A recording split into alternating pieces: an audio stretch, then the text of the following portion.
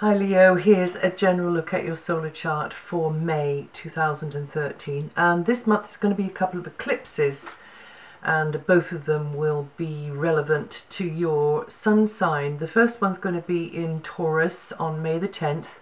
That'll be visible in the southern hemisphere, and Taurus is a fixed sign along with Scorpio, Aquarius and you, Leo. So this is going to be bringing the energy of change, particularly to you Leos who are born from about the 5th to the 15th, particularly, but it will affect the whole of the sign in lessening sort of degrees. And or if you've got Leo rising, anything sort of a 5 less than 19 degrees or 5 degrees more than 19 degrees. And then the lunar eclipse, which is happening on May the 25th, is in a very lovely, creative area for you. It's an area to do with the affairs of children. So you may have, if you have children, them on your mind more, but this is an energy of change. So therefore improvements can be made if you use this packet of change and sort of sprinkle it, you know, like in whatever way you want to in an area, in a particular area. So it's particularly connecting with children. It might mean that there's changes affecting them, or it might not. It's also an area which is to do with anything that you enjoy, anything that makes you feel good, anything that like a leisure pursuit or any environment that you really get an awful lot out of, which makes you feel almost, I'd say, special, but also can make the environment, something about the environment sort of puts you in a special place or puts you center stage. Or it might be somebody's, because this also is an area for lovers and fun activities, playful activities. So it might mean that you're being admired for something that you're doing, or indeed just for yourself. It's also very much a performance orientated area, so theatre comes in here, but also promotional type activities and entertainment activities. So having access to those sorts of things, and then through those things positive change coming your way, and that is going to pulse out over the subsequent month. Although the weird thing about eclipses is that we often feel them a whole month before they actually arrive. Nobody's quite worked out why that is yet. And then with the solar eclipse, because that was the lunar eclipse, the energies pulse out for about 6 months. Well, it is 6 months after the eclipse has happened. And for you, with the eclipse happening in Taurus, which is at the top of your solar chart, that will be the energy of change coming in, not in a good way or a bad way. It's very much you directing that energy of change in your area of career or outer image, or just indeed general life direction, and where you're going from here with whatever it is that is on your mind. So that also can be beneficial, but that one is in a more dynamically demanding angle to your sun sign, particularly you Leos who were born in the times that I've part of the month that I've mentioned. Just watch out though on the day of the lunar eclipse that you don't have to take a major decision on anything, or there's a sort of an air of unrealism around on that day. It's not very grounded, the energy, only because there is an entanglement going on there with Neptune on that day. But I must say that there is a stunningly, you know, good lineup. It's like the star-studded lineup of very good energies in your area of friendships, in your area to do with making progress with something that you waited a long time for. And really that's the sort of the center point of that is the 28th of May, but I would say that you're coming into it really from the 26th, 27th, and then through right until the end of the month. So, you know, eke that one out, in fact, even into the beginning of the next month. And that's because there is this nice lineup from Venus and Mercury and Jupiter, all in your area, that area of your chart, to do with friendships, to do with making progress, but also to do with a group dynamic, and there's this feeling of a kind of it's got a quirky offbeat edge to it. It's maybe certain things that you could be happening there that you don't do every day, or you know, that are unusual and that you've not done before. So just watch that space. It looks very interesting. Now, until the 21st of March, you'll probably be taking your targets or overall direction in life more seriously, and you'll be more conscious of the rules imposed by others, and maybe sometimes a bit frustrated by them. But you're thinking of how you're packaging something, how you're projecting something, reputation may also be highlighted, and you'll be keener to make the right impression in certain places, and some of you will have more contact with parents or parental figures, bosses, or anybody else who's in a position of authority or in a position to sort of make or break things, really. This is also time for you to show that side of yourself, that more authoritarian side of yourself, because others may be relying on you and you have to take your responsibilities more seriously. And then from the 21st, it's a busy and progressive phase. The sun moves into a very sort of future-orientated area, a kind of more upbeat vibe there, and you connecting with a community in person or over the wires with kindred spirits. It's a very, as I say, future-orientated vibe, and maybe you are able to get started or get the ball rolling, or the ball is already rolling on something which has been on the back burner of your life for a long time.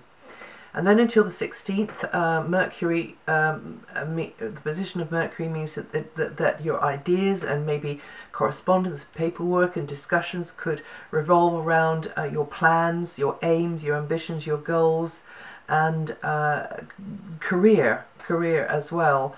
Career matters, and you need to keep your ear to the ground there and keep up to speed with it all, and come across in the way that you could get you the result that you desire. And then from the 16th, Mercury puts the mental focus upon furthering your aims through a group dynamic, through not what you know but who you know, so contacts, old contacts rekindled, new contacts made. Discussions and ideas will be future orientated. You could be on the net more there, because there's quite a technological feel to this area of your solar chart. More involvement within a collective, in person or over the wires, is likely, and the nuggets of information you pick up, or indeed that you broadcast yourself, could be very informative.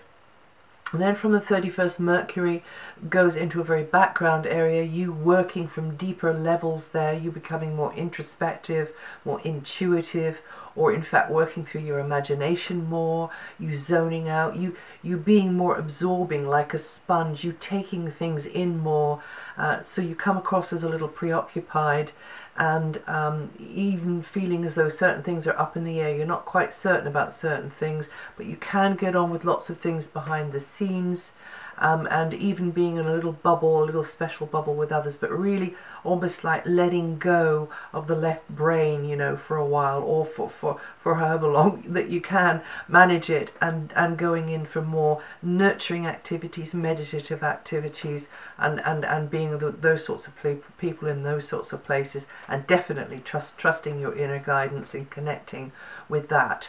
And Mercury's going to be there for a very long time, right up until the 9th of August. And then until the 10th, Venus is at the top of your solar chart. That's good news. There can be help there for you. Somebody can facilitate your aims and you with the master plan in some way. And that's altogether a good one. You can have more positive interaction with people in a position of power to help you. And then from the 10th, friends and acquaintances are well starred. You feel their support. They feel supported or just, you know, entertained by you, or maybe you are a facilitator for them. And Venus is in a very sociable mood in this area here, and contacts, new ones, old ones, pooling together may be interesting, could even be materially beneficial. In fact, definitely could be, and could facilitate good experiences. And you may be viewed as the friend or the colleague whose contribution is invaluable to somebody else's progress, and vice versa.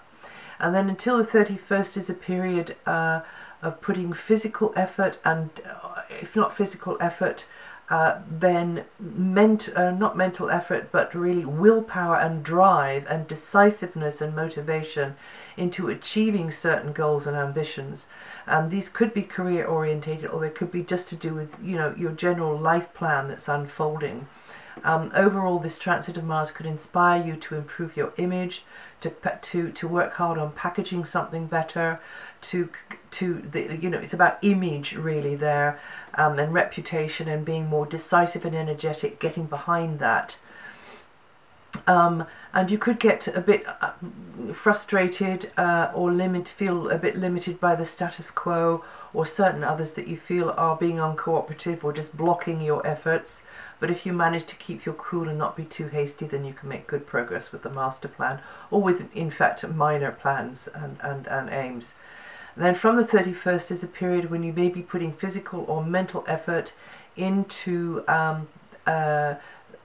circle of others, friendships, social connections, you know, useful connections, and you may get a little bit overwhelmed by everything you've got to do on behalf of others or because of others, and just avoid over-tiring yourself, really, is what I could say about that. But they could look to you for the lead. They could look to you to be the one who's going to be making the decisions. That could be just one friend, or that could be a series of associates, and even friends.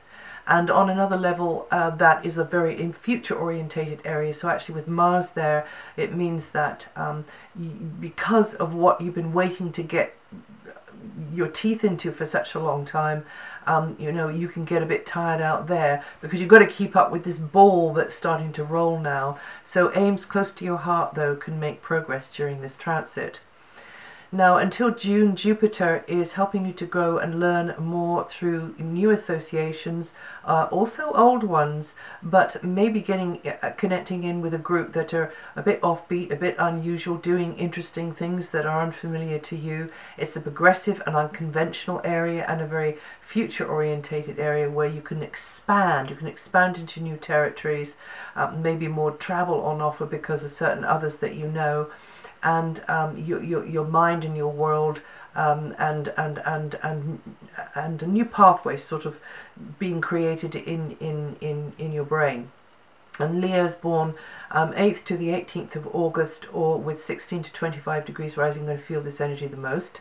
From October, well, last October, Saturn moved into a more demanding, dynamic angle to your sun sign, so that's you having to take on more on board because of certain family relationships, or work harder, and feeling more limited and maybe sometimes frustrated because of certain family relationships, and also perhaps neighborhood relationships or relationships within a community.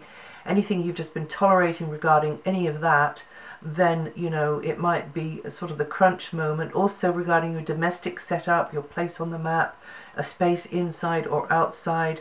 So, you know, tackling things there, but not wanting to rush it, because you can't with Saturn. So you've just got to be consistent and steady as you go, and patient as the thing kind of reaches its conclusion or resolution. You also could feel a definite lack regarding family or neighborhood or property or space. It's like, you know, something that you would like to be there is not there. However it's working for you, Leo is born between the 28th of July and the 1st of August, or with 5 to 9 degrees rising, going to feel this energy the most this month. The three outer planets, Uranus, Neptune and Pluto, If you want to see how they may be affecting your sign and also what part of your sign they're affecting the most this month, go to my website. And that's it for May. If you know your rising sign or your moon sign, listen to the forecast for those, and then that'll give you another slant on what I've said here, and I'll see you the next time.